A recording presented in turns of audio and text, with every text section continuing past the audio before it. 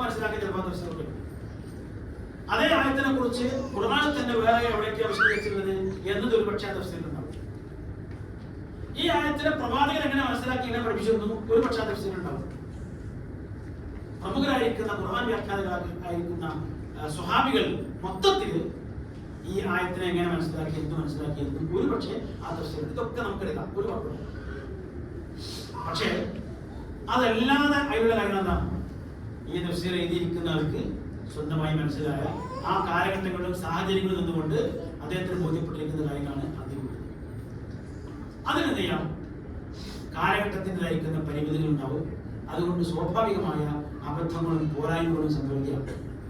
അങ്ങനെ സംഭവിക്കുക എന്നുള്ളത് അവരുടെ പോരായ്മയുമല്ല, എന്താ ഒരു മനുഷ്യരാണ്. അതുകൊണ്ട് അവർ കുറ്റക്കാരാവില്ല. അവർ വലിയ സേവനം ചെയ്തത്, അവർ കുറ്റക്കാരാവില്ല. പക്ഷേ ഇത് ഇങ്ങനെ സംഭവിച്ചിരിക്കുന്ന മാനുഷികമായ പോരായ്മകളാണ്, അബദ്ധങ്ങളാണ് എന്ന് മനസ്സിലാക്കാൻ കഴിയുന്ന കാലത്ത് അത് മനസ്സിലാക്കാതിരിക്കുകയോ മനസ്സിലായിട്ടും മനസ്സിലാകാത്ത ഭാവം നടിക്കുകയോ ചെയ്തുകൊണ്ട് അതിനെ തന്നെ 100% ഡിപ്പെൻഡ് ചെയ്യാൻ ശ്രമിക്കുന്നുവെങ്കിൽ തീർച്ചയായും നമ്മൾ ഈ വേദ പഠിച്ചതിന്റെ പുറത്തുനിന്ന് ആ പഠിച്ച മനസ്സിലേക്ക് വരില്ല. ഖുർആനെ കുറിച്ച് പറഞ്ഞ എന്താ? കിതാബൻ അൻസൽനാഹു ഇലൈക ലിതുഖ്രിജൻ നാസ മിനൽ ദുലുമാതി ഇലൻ നൂരി ബിഇദ്നി റബ്ബിഹിം ഇലാ സിറാത്തിൽ അസീസിൽ ഹമീദ്. അവല്ലാതെ പറയുന്നു മനുഷ്യ ജീവിതത്തിൽ ഏതെല്ലാം തരത്തിൽ ഇരുട്ടുകൾ വരും, അന്ധകാരങ്ങൾ ഏതെല്ലാം തരത്തിൽ വിശ്വാസ രംഗത്ത് വരും, ആചാര രംഗത്ത് വരും, അനുഷ്ഠാന രംഗത്ത് വരും, പിന്നെ സമീപനങ്ങളിലും നയങ്ങളിലും നിലപാടുകളിലും ജീവിത രീതികളിലും ഒക്കെ ഇരുട്ടുകൾ വരും. ആ ഇരുട്ടുകൾ വരുന്നിടത്ത് അവയെ മുഴുവനും പിന്നെ എന്താ പറയാ അകറ്റിയിട്ട് അവിടേക്കെല്ലാം ഒരു കെടാവിളക്കായി, ഒരു പ്രകാശ കിരണമായി, ഒരു പ്രകാശ ഗോപുരമായി ആ മനസ്സിലേക്ക് ഇറങ്ങിച്ചെല്ലാൻ കഴിയുന്ന ഒരു വേദഗ്രന്ഥത്തെയാണ് താങ്കളിലേക്ക് ഞാൻ എഴുതിയിരിക്കുന്നത്. ആ വെളിച്ചം തേടിയാലോ ആ വെളിച്ചം സ്വീകരിച്ചാലോ നിങ്ങളുടെ മനസ്സിൽ വന്നു ചേരുന്നത് ദൈവിക സന്ദേശങ്ങളായിരിക്കും, അഥവാ നിങ്ങൾ ഹിദായത്തിലായിരിക്കും. ഇതാണ് ഗുണം പ്രയോഗിച്ചത്. അപ്പോ അത് സാധ്യമാവണ്ടേ? പല വിഷയങ്ങളിലും നമ്മൾ അതുകൂടി ഇരുട്ട് തപ്പുന്നു. ചെറുതെങ്കിലും ചിലപ്പോഴെങ്കിലും അല്പം ഒന്ന് മാറ്റി വായിക്കേണ്ടി വരില്ലേ എന്ന് ആലോചിക്കാൻ പറ്റാത്തതുകൊണ്ടാണ്. ഞാൻ ചെറിയൊരു എക്സാമ്പിൾ, വളരെ ചെറിയ. ഞാൻ മഞ്ചേരിയിൽ കുറെ കാലമായിട്ട് നടത്തിക്കൊണ്ടിരിക്കുന്ന ഒരു ക്ലാസ്, ആഴ്ചയിൽ ഒരു ക്ലാസ്. അതിൽ ഫാറൂഖോടയില് സുവോളജി വിഭാഗത്തിൽ ഒരു അധ്യാപകൻ, അദ്ദേഹം അവിടെ ക്ലാസ് ഉണ്ടായിരുന്നു. നമ്മുടെ ആദം നബിയുടെ മക്കൾ തമ്മിൽ ഇഷ്യൂണ്ടായിരുന്നു. അതിൽ ഒരാൾ മറ്റൊരാൾ കൊന്നപ്പോ ഇനിയിപ്പോ എന്താ മയ്യത്ത് ചെയ്യേണ്ടത് ഇദ്ദേഹത്തിന് അറിയില്ല. ഖുർആൻ പറഞ്ഞത് ഭൂമി ഇങ്ങനെ മാന്തി നോക്കുന്ന, പരത്ത് നോക്കുന്ന ഒരു ഖുറാബിനെ അല്ലാഹു വെച്ചു.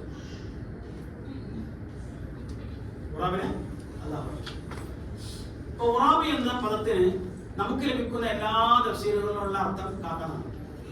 ഇത് കായം. അപ്പൊ ഈ പ്രൊഫസർ അദ്ദേഹം PhD ഒക്കെയുള്ള ഒരു നല്ല സുവോളജി നല്ല കഴിവുള്ള പക്ഷികളെ നന്നായിട്ട് നിരീക്ഷിച്ചു കൊണ്ടിരിക്കുന്ന ഒരാളാണ്. അദ്ദേഹത്തിന് വീട്ടിൽ ഞാൻ പോയി. അപ്പൊ അദ്ദേഹം ചോദിച്ചു, അല്ല സർ, ഈ കാക്ക മണ്ണിൽ മാന്തുമോ?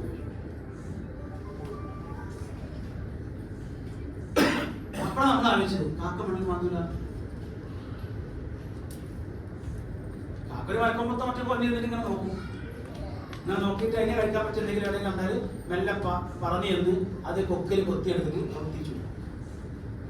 എന്നാ ആ ആഹാരം കിട്ടിയിരിക്കുന്ന അവിടെ തന്നെ രണ്ടാമത് വന്നിട്ട് അവിടേക്ക് നോക്കി ഇതിനടിയിൽ എന്തെങ്കിലും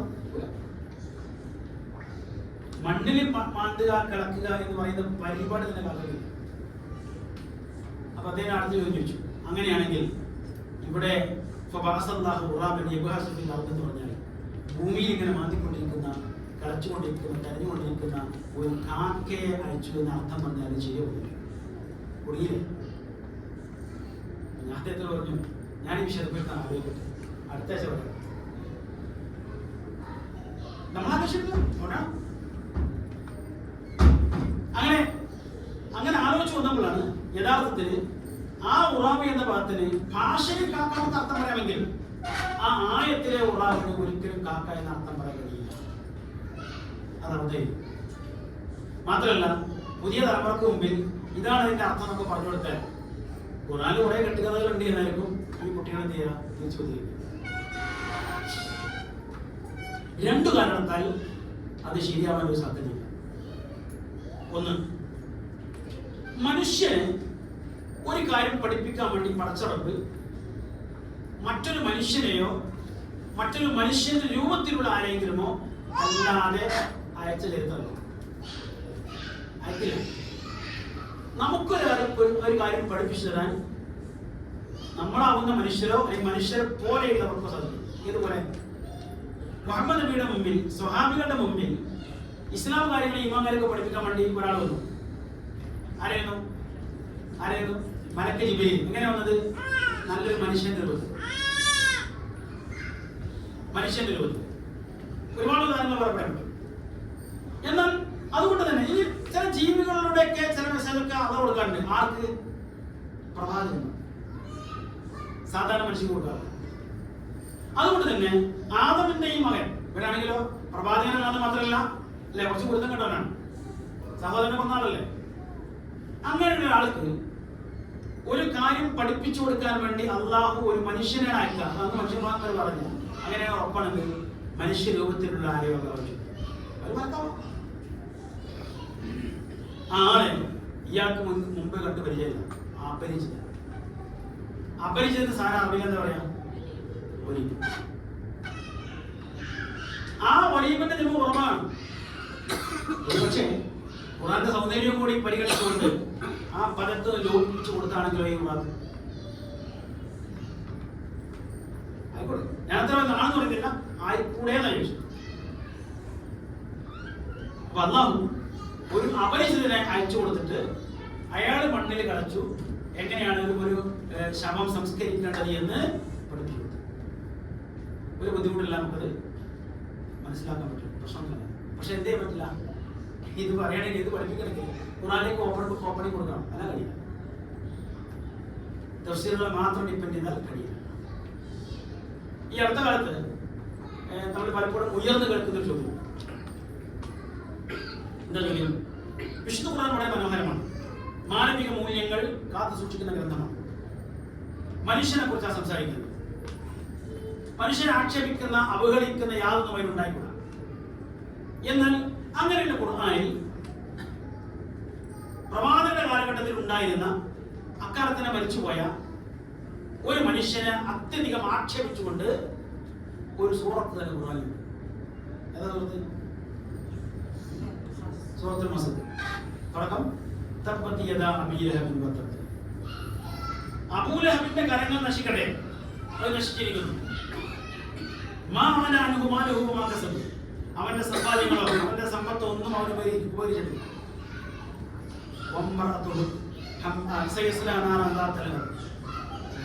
കത്തിജ്വലിക്കുന്ന നരകത്തിലേക്ക് അവനെ വലിച്ചെടുക്കും. അവന്റെ പെണ്ണുണ്ടല്ലോ, അവളും മഹാപോക്ക. ഭാര്യ അവള് മഹാപോക്ക. അവള് വിറക് ചുമട്ട കാര്യമാണ്. മോശമാണ് എനിക്ക് തോന്നിക്കാതെ മുതലേ അതിന്റെ അടയാളമായി അവളുടെ കഴുത്തിലൊരു നാടുണ്ട്. അപ്പോ ഇതിങ്ങനെ പ്രത്യക്ഷത്തിൽ കണ്ട ശരിയാണല്ലേ, ഒരു ആക്ഷേപം തന്നെയാണ്. അങ്ങനെ ആക്ഷേപിക്കുന്നത് ഏതോ കാലത്ത് വെച്ചു കഴിക്കുന്ന ഒരാളെ പുറത്തും നമ്മളും ഇങ്ങനെ ആക്ഷേപിച്ചുകൊണ്ട് പുണ്യമാകുന്നു. ഒരു മനുഷ്യനെ ഇങ്ങനെ ആക്ഷേപിച്ചുകൊണ്ട് ഇങ്ങനെ പറയാൻ പുണ്യമാകുണ്ടാവോ? അത് ഖുർആന്റെ മാനവിക മൂല്യങ്ങളോട് ഒരുപക്ഷെ പൊരുത്തപ്പെട്ട് കിട്ടാൻ കഴിയില്ല. അങ്ങനെയാണെങ്കിൽ നമുക്ക് തിരിച്ചു വായിക്കാൻ പറ്റുമെന്നൂടെ? ഇതിൽ പറയുന്ന എല്ലാ പദങ്ങൾക്കും അർത്ഥം ഉണ്ടാവില്ല. അറബിയിലെ പദം, അറബിയിലെ എല്ലാ പദങ്ങൾക്കും അർത്ഥം ഉണ്ടാവും. അബൂ ലഹബ് എന്ന് പറയുന്നത് അന്ന് ജീവിച്ചിരിക്കുന്ന ഏതെങ്കിലും മനുഷ്യന്റെ ശരിയായ പേരാണോ? ആണോ? അല്ല. ഹമ്മാലത്തുൽ ഹതബ് എന്ന് പറയുന്നതും ആരെങ്കിലും പേരാണോ? അല്ല. ഈ രണ്ടും അവരുടെ സ്വഭാവവും സംസ്കാരവും ജീവിത രീതിയും ഒക്കെ അനുസരിച്ച് ആളുകൾ ഇട്ടുകൊടുത്ത പേരാണ്. നമ്മളൊക്കെ നാട്ടിലെ പാവപ്പെട്ട പേര് നല്ല പേരാണ് അല്ലെ? അബ്ദുറഹ്മാൻ എന്നൊക്കെ പേരിട്ടു, നല്ല പേരാണ്. നമ്മളെന്ത് ചെയ്യും? അതിന്റെ കൂടെ എന്തെങ്കിലും ഒരു വാല്യം ചിലപ്പോൾ ആ വാല്യം മാത്രമേ അറിയാം. ആ പേര് എവിടെയും ഒരു പക്ഷേ ഒരു നല്ല സാധ്യത വരാൻ പോലും പറ്റുന്നുണ്ട്. അങ്ങനെ അവരെ നാമങ്ങൾ കൊണ്ട് അറിയപ്പെടുന്ന പലരും നമുക്കിടയുണ്ട്. പക്ഷേ അവരുടെ സർട്ടിഫിക്കറ്റ് പേരതാവോ? അത് ഉൾപ്പെടുത്ത പേരെന്നാണ്. എങ്ങനെ ആലോചിക്കാം? അബൂലഹബിന്റെ ശരിയായ പേരെന്താ? നമ്മൾ അബൂലഹബ് എന്ന് പറഞ്ഞ ആളെ ചെയ്യുമ്പോൾ ശരിയായ പേര് അബ്ദുൽ ഉസ്സാണ്. ഉസ്സൈൻ അടിക്കും. അതുപോലെ അദ്ദേഹത്തിന്റെ ഭാര്യയുടെ പേരെന്താ? ഉമ്മു ജമീല. അല്ലേ? ഉമ്മു ജമീല. എങ്കിൽ പിന്നെ ഈ പേരിന്റെ കാര്യം എന്താ? അപ്പൊ എന്ത് കാര്യമുണ്ട്? എങ്ങനെ പേര് വന്നു നോക്കാം. പ്രവാചക തിരുമേനി സല്ലല്ലാഹു അലൈഹി വസല്ലം ഇസ്ലാമിക സന്ദേശങ്ങൾ ആദ്യമായി ഒരു സമൂഹത്തെ, ഒരു കുടുംബത്തെ വിളിച്ചു കൂട്ടിയിട്ട് അവർക്ക് പറഞ്ഞു കൊടുക്കുമ്പോൾ ആ പറയുന്നത് ശരിക്കൊന്ന് ചെവിക്കൊള്ളാനും ഇത് ശരിയാവോ അല്ലേ എന്നൊന്ന് ആലോചിക്കാനൊക്കെ ഉണ്ട്. അവരൊരു സാവകാശമാണ്. ആ ഒരു സാവകാശം പോലും കൊടുക്കാതെ അതിലേക്ക് ചാടി വീണ് അതിനെ അക്രമോത്സുകമായി നേരിട്ടിരിക്കുന്ന വ്യക്തിയാണ് അബ്ദുൽ ഉസ്സ. എങ്കിൽ അബൂലഹബി എന്ന പദത്തിന് നമുക്ക് അർത്ഥം കൊടുക്കാം. എന്തായിരിക്കും? നമ്മളെ കുറച്ചുകൂടി നല്ല ഭാഷയിൽ പറഞ്ഞാൽ ക്ഷിപ്രകോപി എന്ന് പറയാം. മനസ്സിലാവില്ലേ? എന്നാ ചൂടെന്ന് പറഞ്ഞോളൂ. അയാളുടെ തനി ചൂടന, ഒന്നും പറഞ്ഞാൽ അങ്ങനെ കയറില്ല. ഇവിടെ പറയുന്നത് ഒരു തനി ചൂടനാണ്, ഒന്നും പറഞ്ഞാൽ കയറില്ല. ഇനി അതൊന്ന് വെച്ചിട്ടല്ലോ. ഏത് കാലഘട്ടത്തിലെയും ചൂടന്മാരുടെ നാശം. അക്കാലത്തെ മാത്രം വിഷയമല്ല, ഇക്കാലത്തെയും ഏത് കാലത്തെയും ചൂടന്മാർക്ക് നാശം, ക്ഷിപ്രകോപികൾക്ക് നാശം. കാരണം സത്യസന്ധമായ വിഷയങ്ങൾ നമ്മുടെ മുമ്പിൽ വന്ന് ഒരാൾ അവതരിപ്പിക്കുമ്പോൾ മിനിമം അതൊന്ന് ശാന്തമായി കേൾക്കാനുള്ള സന്മനസ്സെങ്കിലും കാണിക്കണം. അതിനാണ് അവർ ബുദ്ധിയും ചിന്തയും ഒക്കെ നൽകിയത്. അങ്ങനെ അത് ഉപയോഗപ്പെടുത്താൻ ശ്രമിക്കാതെ അതിലേക്ക് കോപിയായി, ക്ഷിപ്രകോപിയായി, ചൂടനായി ചാടി വിടുന്നവൻ, ആ സ്വഭാവം ആർക്കുണ്ടായാലും അവർ നാശം. അങ്ങനെയുള്ളവരുടെ പ്രവർത്തനങ്ങളോ സമ്പാദ്യങ്ങളോ ഒന്നും അവർ ഉപകരിക്കില്ല. രണ്ടാമത്തെ വിഷയം എന്താ? രണ്ടാമത്തെ വിഷയം, നമ്മളൊക്കെ നാട്ടില് പൊതുവിൽ ഭർത്താവ് കുറച്ച് ചൂടനാണെങ്കിൽ ഭാര്യത്തെയും ആ ചൂട് തണുപ്പിക്കാൻ വേണ്ടി വേണ്ടു അല്ലേ? ഇവിടെ കുറച്ചൊന്ന് എപ്പോഴും അങ്ങനെ നിങ്ങള് പിടിച്ചു അല്ലേ? അങ്ങനെ പിടിച്ചു വെച്ച് കൊണ്ടുപോകും. അങ്ങനെ തണുപ്പിക്കുക എന്നുള്ളൊരു സ്വഭാവം പൊതുവിൽ അങ്ങനെ തിരിച്ചു വന്നിട്ടുണ്ടോ? ഭാര്യമാർ ഭയങ്കര ചൂടൊക്കെ ആണെങ്കിൽ ഭർത്താക്കന്മാരൊന്ന് തണുപ്പിക്കുന്നു. എന്നാൽ ഈ നല്ല ചൂടനായിട്ട് ഒരുത്തരം തിരി കെട്ടി കൊടുക്കുന്നതാണ് ഭാര്യയെങ്കിലോ? നമ്മൾ പറയും എരിതീയിൽ എണ്ണ ഒഴിക്കുന്നവർ അല്ലേ? എന്താ അമ്മാനത്തെ അർത്ഥം? ആ അമ്മാനത്തെ ഹതബ് എന്നാൽ എരിതീയിൽ എണ്ണ ഒഴിക്കുന്നവൾ. ഹതബ് എന്നാൽ വിറകിന് മാത്രമല്ല അർത്ഥം, ഇന്ധനം എന്നർത്ഥം. ഇന്ധനം വിറക് ഇന്ധനമാണ്, പെട്രോൾ ഇന്ധനമാണ്, അതുപോലെ ഡീസൽ ഇന്ധനമാണ്, സാധാരണ മണ്ണെണ്ണ ഇന്ധനമാണ്. നമ്മൾ പറയാറില്ലേ, അവൻ അവിടെ പോയി കുറച്ച് മണ്ണെണ്ണ ഒഴിച്ചു കൊടുത്തു. ഇതായിരുന്നു ഈ ഉമ്മു ജമീലിന്റെ പരിപാടി.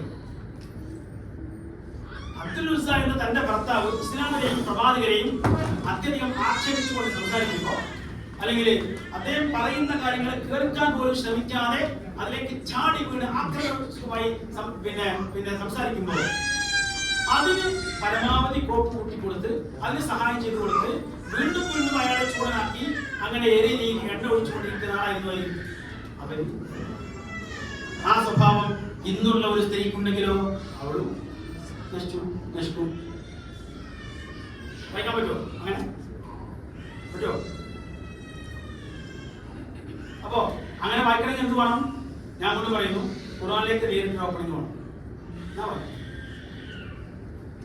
അപ്പൊ ഇങ്ങനെ പല വിഷയങ്ങളും നമ്മൾ അങ്ങനെ നോക്കിയാൽ അങ്ങനെ വളരെ രസകരമായ കാര്യങ്ങൾ കാണാൻ പറ്റും അല്ലെ? അങ്ങനെ ഈ ഞാൻ എന്താ പറയാ, കാരണം ഖുർആനിലെ ഒരു ആയത്ത് മാത്രമല്ല, ഒരു പദം മാത്രമല്ല, ഒരു ഹർഫ്, ഒരു അക്ഷരം അത് അസ്ഥാനത്ത് ഉണ്ടാവില്ല, വെറുതെ ഉണ്ടാവില്ല. മാത്രമല്ല കാലഹരണപ്പെട്ടു പോകില്ല. അത് എക്കാലത്തേക്കും എല്ലാത്തിനെയും അതിജയിച്ച് അത് തെളിഞ്ഞു നിൽക്കും. അപ്പോ ഒരു പക്ഷെ ആ ആയത്ത്, ആ സൂറത്ത് ഇറങ്ങുന്ന കാലത്ത് അവരുടെ മുമ്പിലുള്ള ചൂടനാണ് അബ്ദുൽ ഹുസൈൻ, അയാളെ കുറിച്ച് പറഞ്ഞു പറയാം. ഏത് ഈ രണ്ട വെക്കുന്ന ആളാ? ആരാ? ഈ ഉമ്മുജമീല. അവരെ കുറിച്ച് പറഞ്ഞെന്ന് പറയാ, കുഴപ്പമൊന്നുമില്ല. പക്ഷേ ഇത് നൂറ്റാണ്ടുകൾക്ക് ഇപ്പുറത്ത് നമ്മൾ പഠിക്കുമ്പോൾ വായിക്കുമ്പോൾ നമുക്കൊരു ഉത്തരം കിട്ടണ്ടേ, നമുക്കൊരു മെസ്സേജ് കിട്ടണ്ടേ? അത് കിട്ടുന്ന നമ്മുടെ സ്വഭാവത്തെ മാറ്റിയെടുക്കണം എന്നാണ് ആ സുഹൃത്തുക്കൾ. നമ്മൾ ആണായും പെണ്ണായും ഉള്ളവരുടെ സ്വഭാവത്തെ, സംസ്കാരത്തെ, ഈ പെരുമാറ്റ മര്യാദകളെ മാറ്റിയെടുക്കണം. ഇല്ലെങ്കിൽ ചെയ്ത പണി ബാത്തിലാവും, എത്ര നന്മ ചെയ്താലും ഉപകരിക്കില്ല. ഇതാണ്. അപ്പോ ഇങ്ങനെ നമുക്ക് വായിച്ചെടുക്കാവുന്ന ഒരുപാട് കാര്യങ്ങളുണ്ട്. ഞാനൊരു 1-2 ഉദാഹരണം കൊടുക്കാം. സൂറത്ത് അഹ്സാബ് 22-ാം തോന്നുന്ന നമുക്കെല്ലാം സുപരിതമായിരിക്കുന്നത് ഒരായത്ത്, എല്ലാം സുപരിതം. കാരണം ആ ഒരു ആയത്ത് ഒരു ഖുത്ബയിലെങ്കിലും പറയാത്ത ഒരൊറ്റ ഹദീം ഉണ്ടാവില്ല, ഒരു ക്ലാസ്സിലെങ്കിലും പഠിപ്പിക്കാത്ത ഒരു ഇൻസ്ട്രക്ടർ ഉണ്ടാവില്ല. എന്താണ്?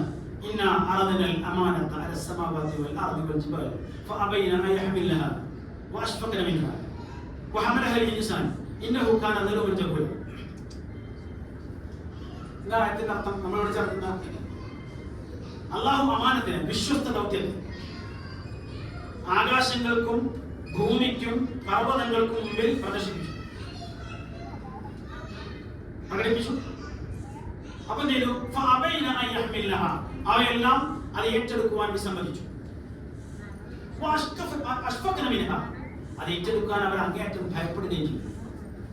എന്നിട്ടോ എന്നാൽ മനുഷ്യർ അത് ഏറ്റെടുത്തു. അവൻ അങ്ങേയറ്റത്തെ അവിവേകിയും അക്രമിയുമായി പറയുന്നു. അതിങ്ങനെ വായിച്ചിട്ട് ഒരു പൊരുത്തങ്ങളും തോന്നില്ല, ഒരു കുഴപ്പം തോന്നില്ല. അതിന് അവസാന ഭാഗം പറഞ്ഞാൽ വേണമല്ലോ. എന്താണ്? ആകാശങ്ങളും ഭൂമിയും പർവ്വതങ്ങളും ഒന്നും ഏറ്റെടുക്കാൻ തയ്യാറാവാതെ വിസമ്മതിച്ചിരിക്കുന്ന ഒരു മഹാദൗത്യം, ഒരു മഹാകാര്യം മനുഷ്യൻ ഏറ്റെടുത്തിരിക്കുന്നുവെങ്കിൽ ഏറ്റവും മിനിമം എന്ത് ചെയ്യണം? അവരൊന്ന് അപ്രീഷിയേറ്റ് ചെയ്യണം, ഒന്ന് അഭിനന്ദിക്കണം. പക്ഷെ പറഞ്ഞെന്താ? തീർത്തും ആക്ഷേപിച്ചുകൊണ്ടാണ്. ഇന്നഹുക്കാന ലലുമഞ്ചകൂല, അവൻ അത്യധികം അക്രമിയായി, അവിവേകിയായി അങ്ങനെ പറഞ്ഞു. ഇത്ര വലിയ ദൗത്യത്തിലാണെങ്കിൽ അപ്പൊ അവസാന ഭാഗത്ത് നമ്മോട് വെച്ചാൽ തന്നെ വേറെ മനസ്സിലാവും. രണ്ടാമത്തെ വിഷയം എന്താ? ആകാശങ്ങള്, ഭൂമി, പർവ്വതങ്ങളൊക്കെ ഉണ്ടല്ലോ, ഇവയൊക്കെ അള്ളാഹു ഏൽപ്പിച്ചു കൊടുത്തിരിക്കുന്ന ഉത്തരവാദിത്തങ്ങൾ, ദൗത്യങ്ങൾ അവർ നിർവഹിക്കുന്നതിൽ വിസമ്മതിക്കും, ഏറ്റെടുക്കുന്നതിൽ വിസമ്മതിക്കും. അങ്ങനെ വിസമ്മതിച്ചാൽ നമുക്കൂടെ ജീവിക്കാൻ പറ്റുമോ? ഭൂമി ഒരു മണിക്കൂറിൽ 1670 കിലോമീറ്റർ വേഗതയിൽ സ്വയം കറങ്ങണമെന്നത് അതിന് കൊടുത്തിരിക്കുന്ന ഉത്തരവാദിത്തമാണ്. ആ ഉത്തരവാദിത്തം അത് ഏറ്റെടുക്കാൻ വിസമ്മതിച്ചാൽ ഇവിടെ രാവും പകലുണ്ടാവോ? ഇനി അല്ല, ഭൂമിക്ക് തോന്നിയ പോലെ കറങ്ങാമെങ്കിലോ? ഇപ്പൊ 1670 കിലോമീറ്റർ വേഗത കറങ്ങും. അതേ ഭൂമി എന്ത് ചെയ്തു? ഞാൻ തിരക്കാൻ പടച്ചോ പറഞ്ഞ കേൾക്കുന്നില്ല, ഞാൻ എന്റെ സ്വന്തം ഇഷ്ടപ്പെടുന്ന കറങ്ങാണ്, അതുകൊണ്ട് ഒരു 167 കിലോമീറ്റർ ഓടാൻ പറ്റുള്ളൂ, അത്ര വേഗതയിൽ ഓടാൻ പറ്റുള്ളൂ എന്ന് ഭൂമി തീരുമാനിച്ചു. എന്താ പറയാ? നമ്മുടെ 24 മണിക്കൂറുള്ള ദിവസം 240 മണിക്കൂറോ കഴിയും ജീവിക്കാൻ പറ്റും. അതുപോലെ തന്നെ ഭൂമി സൂര്യന്റെ ബലം വെക്കുന്നു 1,80,000 കിലോമീറ്റർ വേഗത. ആ വേഗത കൂടുകയോ കുറയുകയോ ചെയ്താൽ ഈ ഭൂമി സൂര്യനിലേക്ക് അടുക്കുകയോ അകലുകയോ ചെയ്യും. ഒന്നുകിൽ ഭൂമി കത്തിക്കരിഞ്ഞ് തീഗോളമായി മാറും, അല്ലെങ്കിൽ അത് തണുത്തുറഞ്ഞ് ഒരു ഐസ് ഗോളമായി മാറും. രണ്ടും സംഭവിക്കാതെ മനുഷ്യരടക്കമുള്ള ജീവികൾക്ക് സുഖമായി ജീവിക്കാൻ സാധിക്കുന്ന വിധം, ആവശ്യമായ ചൂടും പ്രകാശവും ലഭിക്കുന്ന വിധം, ഊർജ്ജം ലഭിക്കുന്ന വിധം ഈ ഭൂമി സൂര്യൻ തമ്മിലുള്ള ഈ ഡിസ്റ്റൻസ് ഏതാണ്ട് 15 കോടി കിലോമീറ്ററിൽ അങ്ങനെ നിലനിർത്തുന്നതാണ് ഭൂമി സൂര്യനെ ബലം വെക്കാൻ എടുക്കുന്ന സഞ്ചാരവേഗത. എന്താ? അന്ന് ഏൽപ്പിച്ചു കൊടുത്ത ഉത്തരവാദിത്തം. അപ്പോ അത് വിസമ്മതിച്ചു എന്നാണ് സംഭവിക്കാൻ പറ്റും. ഇനി പർവ്വതങ്ങൾ, നമ്മുടെ ഈ ഭൂമിയെ ഇങ്ങനെ ശരിയായ വിധത്തില് അത് അങ്ങോട്ടും കൂടി ഇളകാതെ ഒരയാതെ അതിങ്ങനെ ഒരു ലെവലിൽ നിലനിർത്തുന്ന പ്രധാനപ്പെട്ട ഘടക പർവ്വതങ്ങളാണ്. ആ പർവ്വതങ്ങൾ ആ ദൗത്യം ഏറ്റെടുത്തിട്ടില്ലെങ്കിൽ ഭൂമി എന്നും കുലുങ്ങിക്കൊണ്ടിരിക്കും, എന്നും ഇളകിക്കൊണ്ടിരിക്കും. എവിടെയെങ്കിലും എപ്പോഴെങ്കിലും ഉണ്ടാകുന്ന ഭൂമി കുലുക്കല്ല, കുലുങ്ങിക്കൊണ്ടേ. പക്ഷേ അത് സംഭവിക്കാതിരിക്കുന്നതുകൊണ്ട് പർവ്വതങ്ങളെ അള്ളാഹു ഏൽപ്പിച്ചിരിക്കുന്ന കാര്യങ്ങൾ ഏറ്റെടുക്കും. അപ്പൊ അങ്ങനെയാണ് ഇന്നത്തെ പറഞ്ഞത്.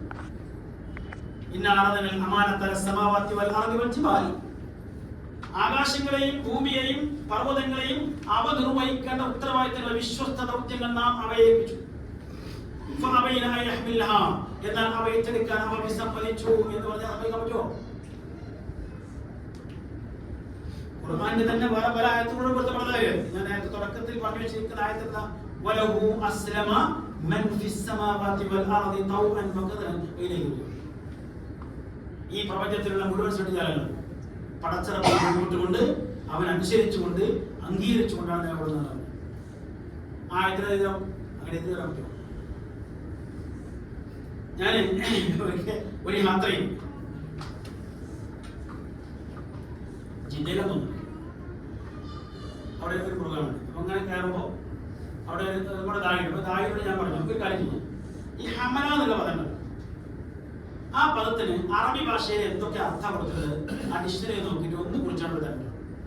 ഞാൻ സ്റ്റേറ്റ് അവരെ നോക്കിയിട്ട് അതേപോലെ നോക്കിയിട്ട് എന്ത് ചെയ്തു അത് കുറിച്ചിട്ട് മനസ്സിലാക്കാൻ പറ്റും.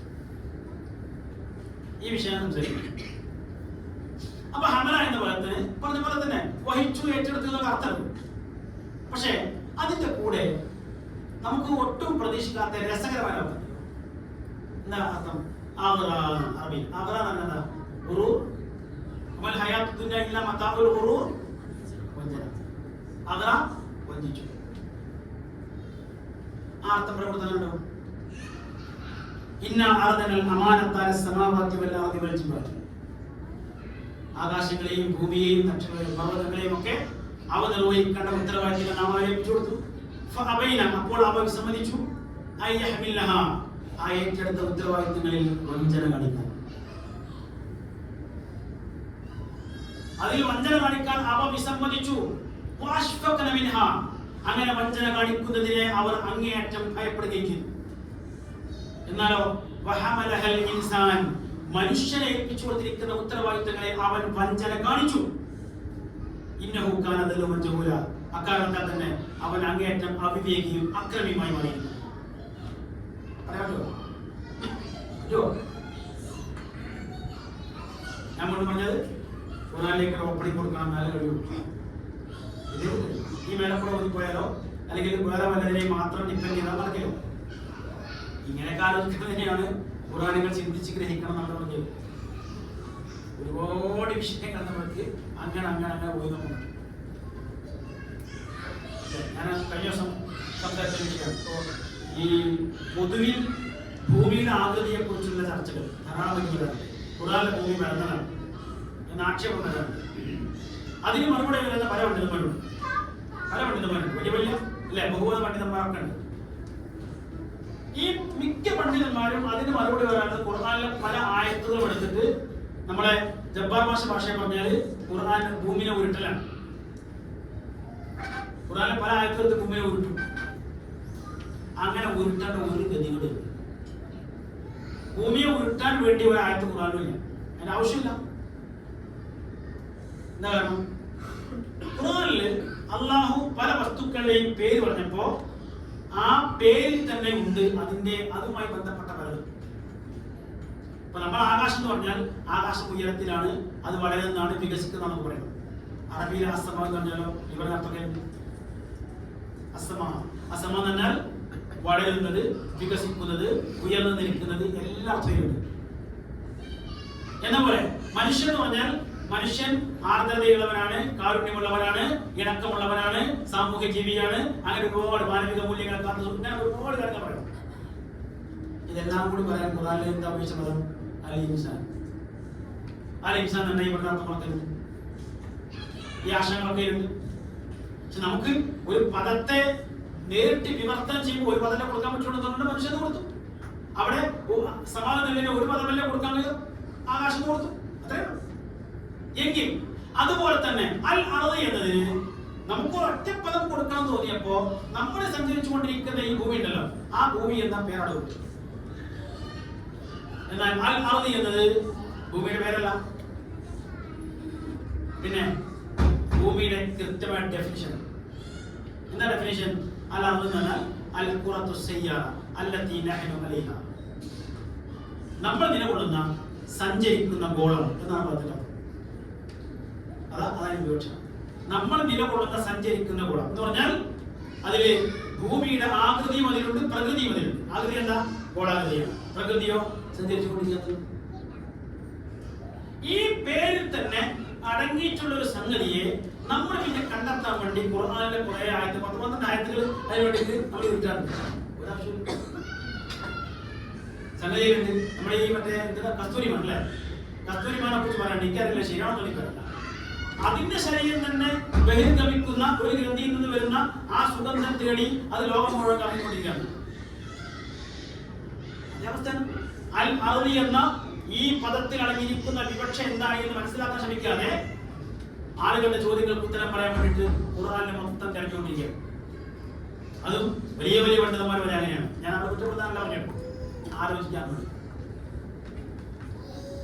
ഇനി ഇവിടെ ഇരിക്കുന്ന സഹോദരിമാര് അല്ലെ, ഇവരെ പോലുള്ള സഹോദരിമാരൊക്കെ പൊതുവിൽ ചോദിക്കുന്ന എല്ലാ ഖുർആൻ ചോദ്യം എന്താണ്? അത് അവർക്ക് ചിലപ്പോൾ പുറത്ത് കിട്ടുന്ന ചോദ്യങ്ങളോ അവരോട് ചോദിക്കുന്ന ചോദ്യങ്ങളോ. നിങ്ങൾ എങ്ങനെ മക്കളെയും പറഞ്ഞിട്ട് അല്ലെ ആ ചടക്കത്തില് മാന്യതയില് ഇങ്ങനെ ജീവിച്ചത് എന്താ കാര്യം? പരലോകത്ത് വന്നാല് പൂർലിങ്ങൾ കംപ്ലീറ്റ് ആണെങ്കിൽ നിങ്ങൾക്ക് ആരല്ലോ ഖുർആൻമാരുണ്ടോ?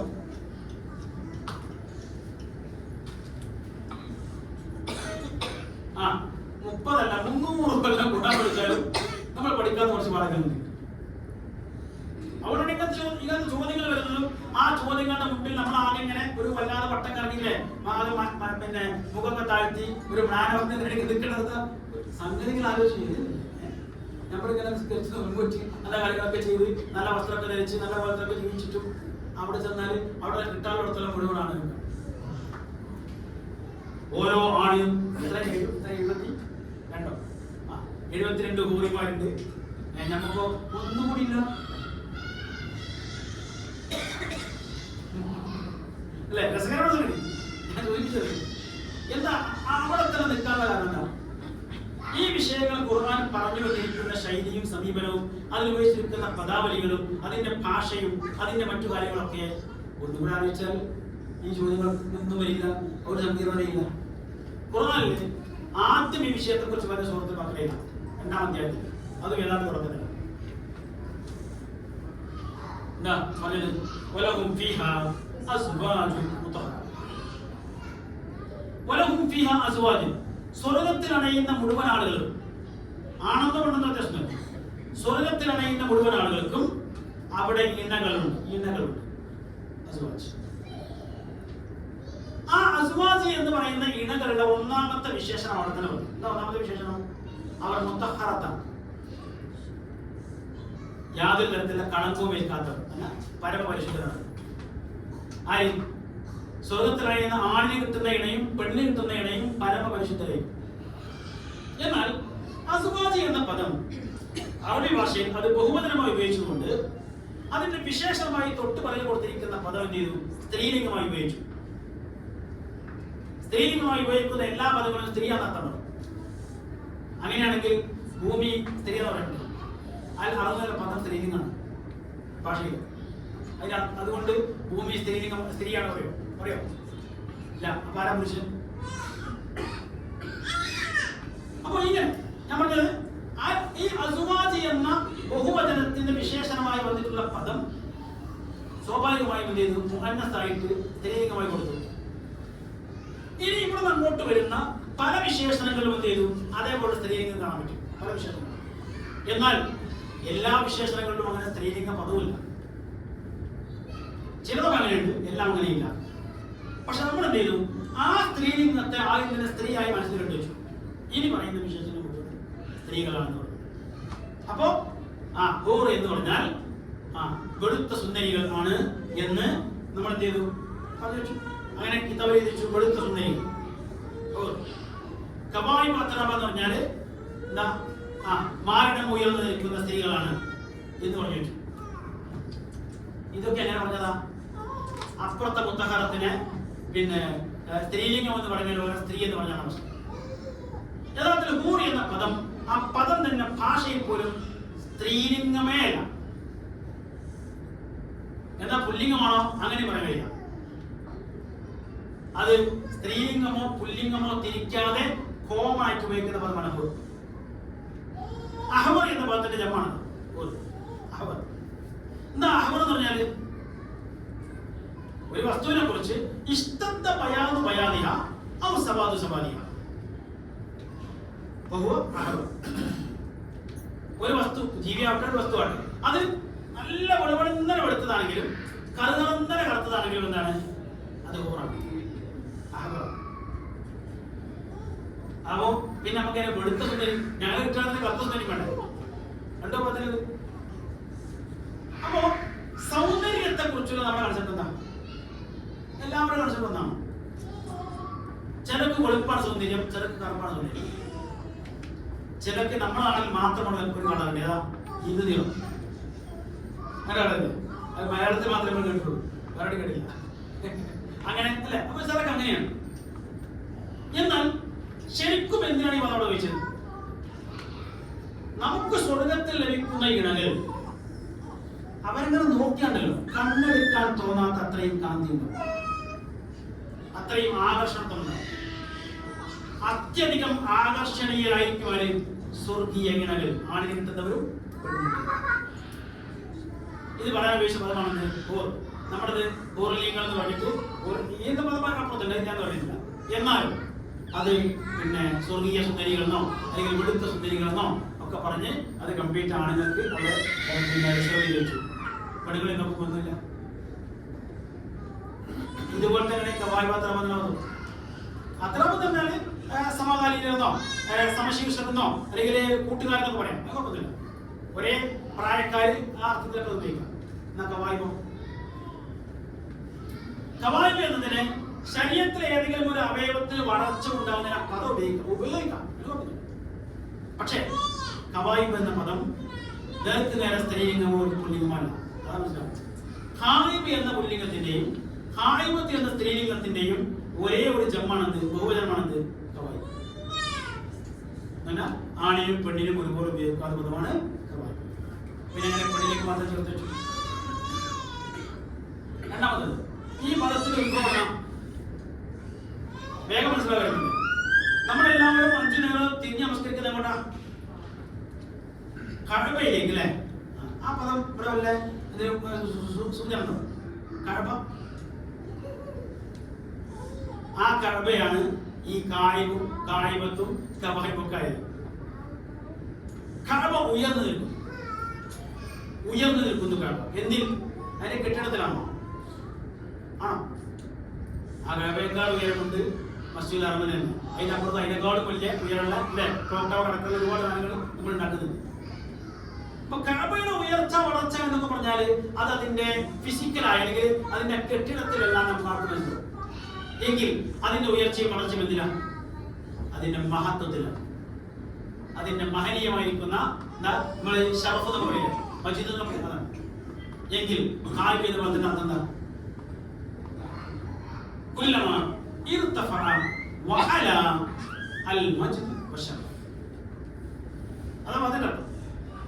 കുല്ലമാ ഇർതഫഅ വഅല ഉയർന്നു നിൽക്കുന്നതും അങ്ങനെ ഉന്നതിയിൽ എത്തി നിൽക്കുന്നതുമായിരിക്കുന്ന എന്തിനും എന്ന് പറയാം. പക്ഷെ ഇവിടുത്തെ വിവക്ഷ എന്താ? അൽ മജ്ദ് വശറഫ്, മഹത്വവും മാന്യതയും. മഹത്വവും മാന്യതയും ഉയർന്നു നിൽക്കുന്നു. ഈ ഒറ്റവാക്ക് പറയാൻ കിട്ടും കുലീനരായവർ. സ്വർഗത്തിൽ ലഭിക്കുന്ന ഇണകളാണ് കുലീനരാണ്. അത്രാം എന്നാൽ സമകാലീനർ.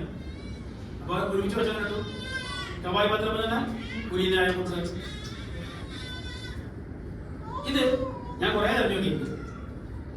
പൊതുവിൽ തഫ്സീറുകളൊക്കെ നേരത്തെ പറഞ്ഞ അർത്ഥം തന്നെ കൊടുത്തത്. ഈ മാരണം ഉയർന്നൊക്കെ പറഞ്ഞ ആ രൂപത്തിലാണ് കൊടുത്തത്.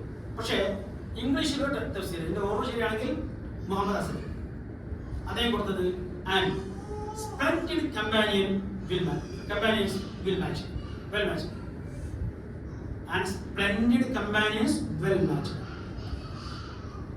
splendid എന്നാ ഈ പറഞ്ഞ എല്ലാ മഹത്വങ്ങളും ഉൾക്കൊള്ളുന്ന, കുലീനത ഉൾക്കൊള്ളുന്ന, പ്രതാപം ഉൾക്കൊള്ളുന്ന അങ്ങനത്തെ കുഴപ്പമില്ല. ആ തരത്തിലുള്ള എല്ലാ പദങ്ങളും ചേർത്ത് പറയുന്ന പദമാണ് സ്പ്ലെൻഡിഡ്. കമ്പാനിയൻസ് തന്നെ കൂടുതൽ വെൽ മാച്ച്ഡ് പറയണ്ടല്ലോ. അപ്പോ അങ്ങനെ ചിന്തിച്ചവരുണ്ട്. ഞാൻ സൂചിപ്പിച്ചത് ഈ പദത്തെ ഇങ്ങനെ പല പദങ്ങളെയും നമ്മളിങ്ങനെ സംശയത്തോട് നോക്കുന്നതിന് പകരം അതിലേക്ക് ഇറങ്ങിപ്പോയി നോക്കാം. ഞാനൊരിക്കൽ ഈ യുക്തിവാദികളുമായ ഒരു സംവാദം നടത്തുന്നു. നമ്മുടെ സുഹൃത്തായി പറയാം അയ്യപ്പ മൗലവി അല്ലേ, 8 കൊല്ലം 15 കൊല്ലം സംവാദം. ഇപ്പോഴത്തെ അത് ഇസ്ലാമിലേക്ക് വന്നു. ആ സംവാദത്തിൽ അദ്ദേഹം ചോദ്യം ഖുർആനിൽ പറയുന്നുണ്ട്, അള്ളാഹു എന്തെങ്കിലും ഒരു കാര്യം സൃഷ്ടിക്കാനോ ഉണ്ടാക്കാനൊക്കെ ഉദ്ദേശിക്കാനോ ചെയ്യും, അതിനോട് കുനി എന്ന് പറയും. ഫയകൂൻ, അപ്പോൾ അത് ഉണ്ടാവും. എന്നാൽ ഉദ്ദേശിക്കുന്ന വസ്തുവിനോട് ഉണ്ടാകുക എന്ന് പറയേണ്ട വഴിയുള്ളൂ, അപ്പോഴേക്ക് അത് ഉണ്ടാവും, ഉണ്ടാവും എന്ന് ഖുർആൻ പറയുന്നു. അതേ ഖുർആനിൽ പറയുന്നു, അല്ലാഹു അല്ലദീ ഖലഖ അസ്സമാവാതി വൽ അർദ വമാ ബൈനഹുമാ ഫീ സിത്തത്തി അയ്യാം. ആകാശഭൂമികളെ സൃഷ്ടിക്കുവാൻ അവൻ 6 ദിവസം എടുത്തു എന്ന് ഖുർആനിൽ പറയുന്നു. ആകാശഭൂമികളെ സൃഷ്ടിക്കാൻ 6 ദിവസം എടുത്തു. ഇത് വൈരുദ്ധ്യം ജോഡിയിടാറുണ്ട്. നീ ഉണ്ടാവും പറഞ്ഞാൽ മതി, എന്നാ അപ്പം തന്നെ ഉണ്ടാവും. അത് അത്രയും കഴിവുള്ള അല്ലാഹു ആകാശങ്ങളെ ഭൂമിയെ സൃഷ്ടിക്കുവാൻ 6 ദിവസം എടുത്തു എന്ന് പറഞ്ഞാൽ വൈരുദ്ധ്യല്ലേ? ഈ പറഞ്ഞ പോലെ ആ ഒരു ഭാവം എന്റെ ശ്രദ്ധയിൽ വന്നിട്ടില്ല. അതുകൊണ്ട് എനിക്കൂടെ കൃത്യമായിട്ട് ഉത്തരമൊന്നുമില്ല. പക്ഷെ അവിടെ ഉത്തരം ഇല്ലാന്ന് പറയാൻ പറ്റും, ഉത്തരം അറിയില്ലാന്ന് പറയാൻ പറ്റും, സമ്മതമല്ല. അപ്പൊ ഞാൻ ഇവർ ലോജിക്കാണ് ചോദിച്ചത്. അപ്പൊ ലോജിക്കിനെ പ്രാധാന്യം കൊടുക്കും. നമുക്ക് ലോജിക്ക് മതി തിരിച്ചു. ഞാൻ അദ്ദേഹത്തോട് പറഞ്ഞു, നമ്മുടെ ഇന്ത്യ രാജ്യത്തിൽ ഒരുപാട് സ്വർണം മെഡലൊക്കെ വാങ്ങിക്കൊടുത്തിരിക്കുന്ന ആളാണ് നമ്മുടെ PT ഉഷ. ഏത് വിഷയത്തിലാണ്? ഓട്ടത്തിൽ അല്ലെ, സ്പ്രിന്റർ ആണ്. അവരുടെ ഏറ്റവും പ്രധാനപ്പെട്ട ഒരു ക്വാളിറ്റി അവർക്ക് നന്നായിട്ട് ഓടാൻ കഴിയും. നമ്മൾ ആരും പിന്നാലെ ഓടി എത്തുക, അത്ര വലിയ ഓട്ടം. ഞാൻ ചോദിച്ച ചോദ്യത്തുള്ളൂ, നന്നായിട്ട് ഓടാൻ കഴിയുന്ന PT ഉഷ ഒരിക്കലും നടക്കാൻ പാടില്ല നിയമം ചോദിച്ചു. എപ്പോഴും ഓടിക്കൊണ്ടേയിരിക്കണം, ഒരിക്കലും നടന്നുകൂടാൻ നിയമമുണ്ടോ? കക്ഷിക്കുള്ള ഉത്തരവായി, പക്ഷെ എനിക്ക് ഉള്ള ഉത്തരവായിട്ടില്ല. ഞാൻ സമ്പാദന വേണ്ടി വീട്ടിൽ പോയിട്ട് ഈ പരാമർശം വന്നിരിക്കുന്ന ആയത്തുകളൊക്കെ വീണ്ടും വെച്ചു. അപ്പൊ ഈ ആയത്ത് വന്നത് എപ്പോഴാണ്? മനുഷ്യനാണെങ്കിലും ഒരു ജീവിയാണെങ്കിലും ഒരു സൃഷ്ടിയാണെങ്കിലും എപ്പോൾ സൃഷ്ടിക്കപ്പെടുന്നു എന്ന ചോദ്യങ്ങളില്ല, എങ്ങനെ സൃഷ്ടിക്കപ്പെടുന്നു എന്ന ചോദ്യങ്ങളേ ഉള്ളൂ. ആ ചോദ്യങ്ങൾക്കുള്ള ഉത്തരങ്ങളിൽ ഒരിക്കലും അപ്പോഴെന്നോ ഇപ്പോഴെന്നോ ഉണ്ടാവില്ല, അങ്ങനെയെന്നോ ഇങ്ങനെയെന്നോ. മനസ്സിലായില്ല? ഈ ചോദ്യം ചോദ്യത്തിൽ ഉത്തരം. ചോദ്യം എന്തായിരുന്നു?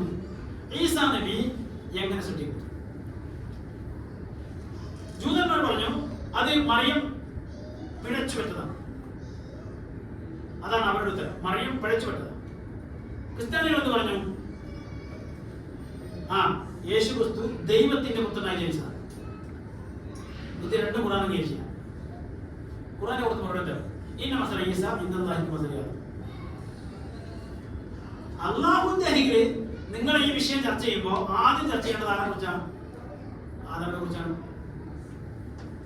കാരണം ഈസയേക്കാൾ വലുത് മാതാവാണ്. എന്താ കാരണം? ഈസക്ക് മാതാവില്ല, പിതാവില്ലാത്ത മാതാവുണ്ടല്ലോ, ഉണ്ട്. എന്നാ ആദമിനോ? രണ്ടുമില്ല.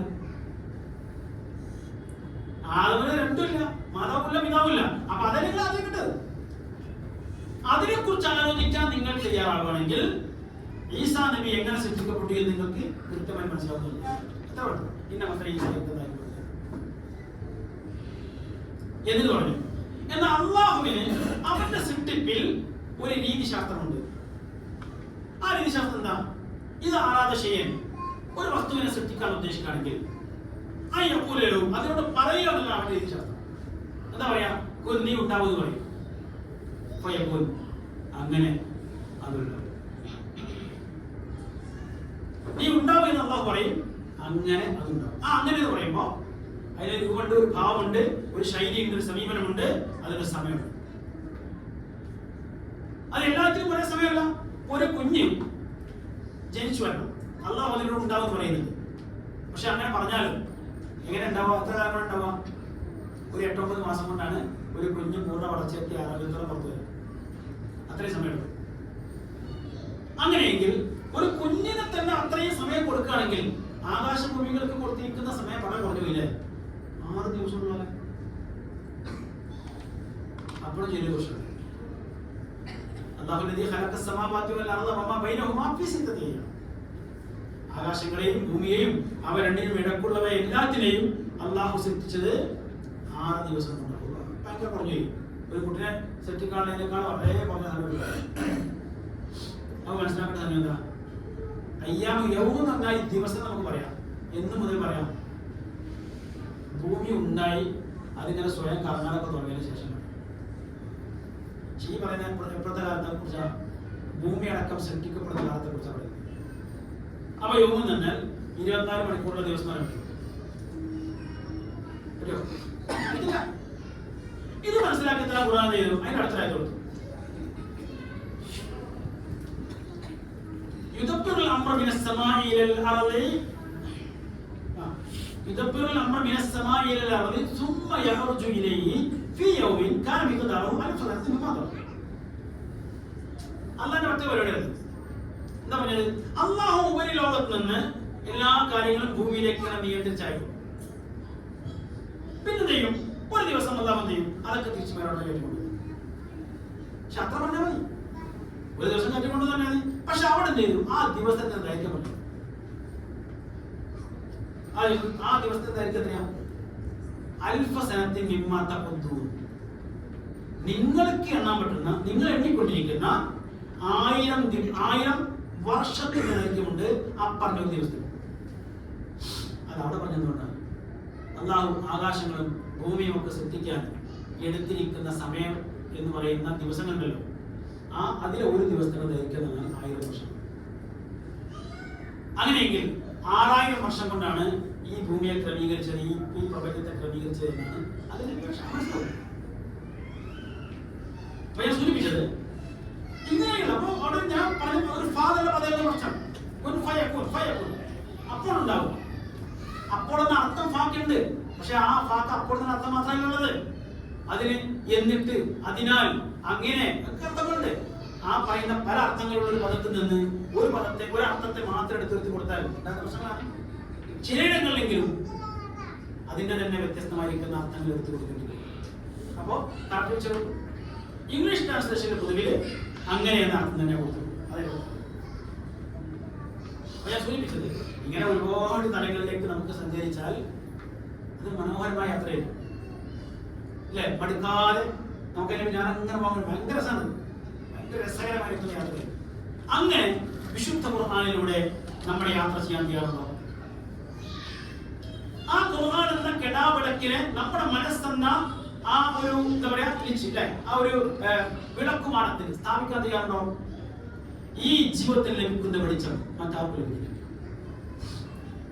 നമ്മുടെ ജീവിതം പൂർണ്ണമായ വെളിച്ചത്തിന് നേരത്തെ പറഞ്ഞ പോലെ പിന്നെ ഈ ചെറിയ ചെറിയ വെളിവിലൊന്നും പ്രസക്തി ഉണ്ടാവില്ല. മറ്റൊന്നിനും ഒരു പ്രസക്തിയില്ല. പ്രസക്തി മുഴുവനും ഇതിനാണ്, ഈ വേദ വെളിച്ചം. ആ വേദ വെളിച്ചം നമ്മുടെ മനസ്സിലേക്ക് കൊണ്ട് കയറി വന്നാൽ ജീവിതത്തിലേക്ക് വരും. അവിടെ ഉണ്ടാവേണ്ട എല്ലാ മാനവിക മൂല്യങ്ങളും ഉയർന്നു വരും.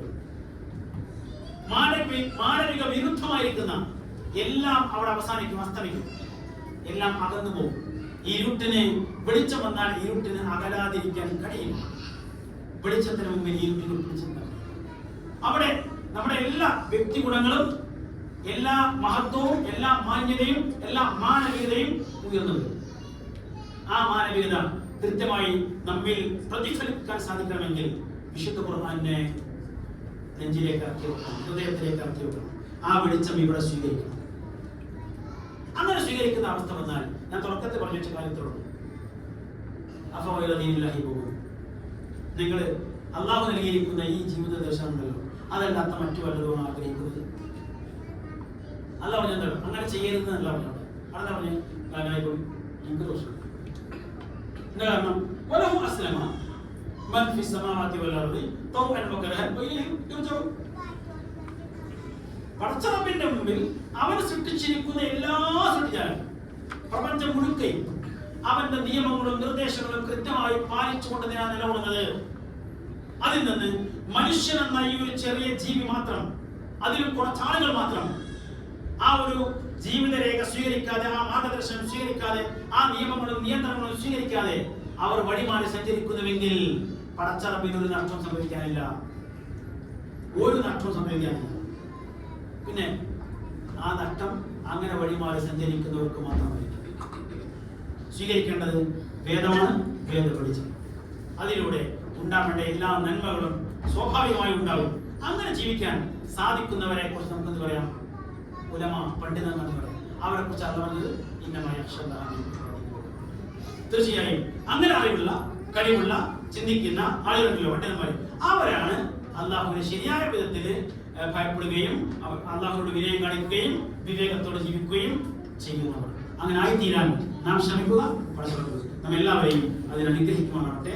സമയം ഇനി ഉണ്ടോ എനിക്കറിയില്ല. ഞാൻ ഈ സംസാരിച്ച വിഷയങ്ങളുമായി ബന്ധപ്പെട്ട് എന്തെങ്കിലും ഇഷ്യൂസ് ഉണ്ടെങ്കിൽ മാത്രം ജസ്റ്റ് കുറച്ച് സമയം നിങ്ങൾക്ക് ചോദിക്കാം. ഇത് ഒരു ചോദ്യോത്തരം ഒന്നും കാണേണ്ടതൊന്നുമില്ല.